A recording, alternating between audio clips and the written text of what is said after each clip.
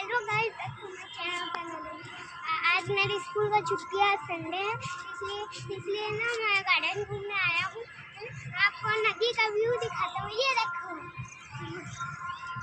मेरे साथ करो, मेरे तरफ आओ। हाँ गाइस, मैं आपको चलते हुए दिखाता हूँ। ये देखो, इधर से वहाँ तक बहुत लंबा है गाइस, ये रोड है ना।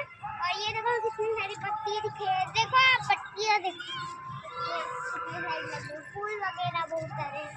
इधर भी चलता हूँ गाइस, देखो